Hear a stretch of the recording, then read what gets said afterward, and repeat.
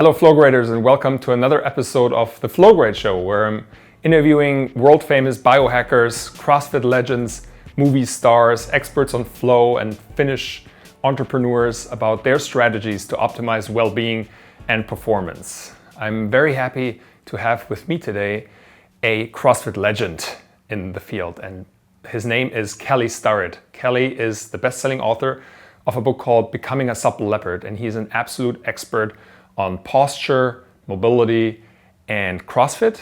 And he's also a good friend of Tim Ferriss and was on his podcast twice. And he is considered one of the leading trainers for Olympians and for world-class athletes. So I had the chance at last year's Biohacking Conference to have a couple of words with him and learn a little bit about the correct posture and why mobility is so important, not only in sports, but pretty much in every aspect in life. So now enjoy this episode with Kelly Starret. Okay, hi guys, I'm Max from BioTracker, and we are here at the Bulletproof Biohacking Conference. I'm here with Kelly Starret, the author of The Supple Leopard, what is it in German actually? Werde einige schmeidige Leopard sein. Very good. Kelly actually lived in Garmisch-Partenkirchen, which is very close to my hometown for a while, and his German is quite good. I was actually quite impressed. And he is an absolute expert on mobility and posture. And Kelly, in your words, what is mobility and why it is important? Well, I think as soon as you say posture, people are going to turn off, right? So what we're really asking about is, do people have the motor control to be human? Do you understand that when your arm is over your head, the external rotation, the armpit forward is the stable position, right? And so that when you're throwing a ball or diving in or tackling or skiing, elbows in skiing is really an expression of creating better, more stable shoulders, right? So what you start to see is that there's technique to all sport. That technique also is the physiology of the human. And so what we do is we've given people sort of consciousness about why we're training for those positions.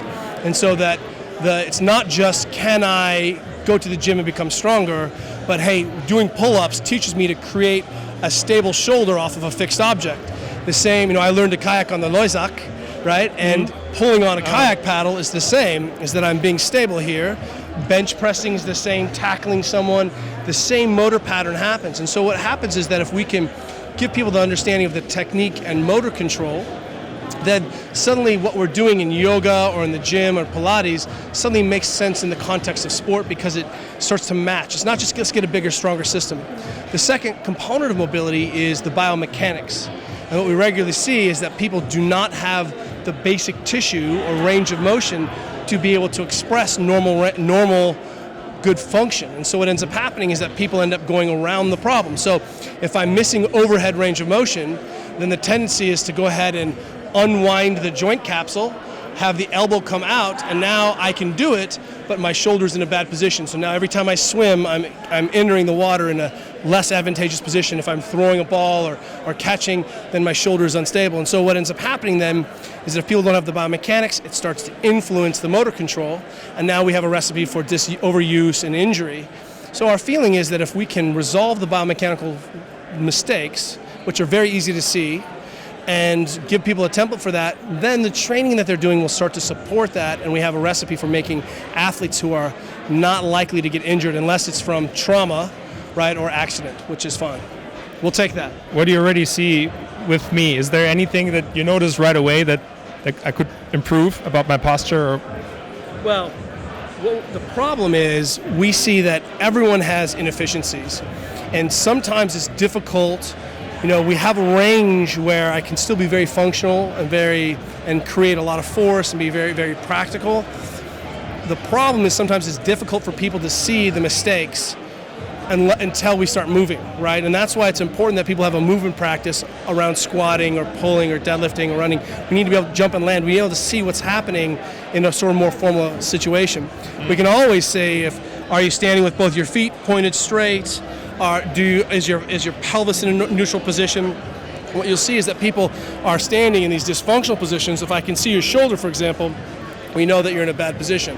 So well organized is, shoulder is externally rotated and stable, and I can stand in sort of an efficient position. The idea here is that this is the same position that I swim in, or that I jump in, or I jump rope in. The basic organization remains the same, and what I'm trying to do is cultivate that. So even if I'm running, I don't have to change my position. My spine, head, shoulders all organized. I just start falling forward and running. And so if we can get people to understand that posture is really an expression of the remnants of your day, what happens to you from the aggregated sort of trauma of sport and of sitting and being imperfect, right? Because we're modern humans, right? Being on the phone for 2 hours a day is tough for you. Then what we can start to say is, here's an ideal shape, and that we can give people a chance to get back to that ideal shape. And fortunately for humans, we're so resilient and have such immense capacity to change. It's very, very quick. All right. So you described a lot of actually movements that athletes do. Movements that people do. These are movements. I'm just trying to give it the context. So, for everyone else, lifting your daughter out of the car, picking up your groceries from the daily shopping. If you one of the things about Europe, it's great about Europe is you do your shopping every day, every other day, right? Mm-hmm. And if you look at how you're carrying those little mesh bags home, richtige Brötchen, right? Semmeln, richtige Semmeln. Is that if the shoulders are forward and you're carrying, this is an unstable shoulder position. So even if you were going to carry, if your thumbs were forward, now your shoulders are carrying in a more efficient position. So there's always a way to sort of optimize the function of the human, but understand that the sport is really just a scaled up version of all the things that I'm doing day to day. Mm-hmm. So what is one very effective measure that anyone can take right away to improve posture? Well, I think, if you make a habit of standing on both your feet with your feet straight forward, then you'll start to see that I should be able to do that effortlessly. The thing that I think people could do is that we want people to develop a 10 or 15 minute routine at night, or when they can work it in, where they do some soft tissue work, or they're working on mobilizing their thoracic spine or joint, or improving their hip range of motion. What we find is that if you can spend 10 or 15 minutes a day, that aggregates into 90 minutes a week, and we can see real change. And so a simple idea is if you took a ball, like a lacrosse ball or some hard ball, right? And if you lay on that ball and it hurts, or if you lay them on a foam roller and it hurts at all, that tissue is not normal. That tissue is stiff. And I think what's going to happen as soon as anyone lays on the ball anywhere, it's going to hurt.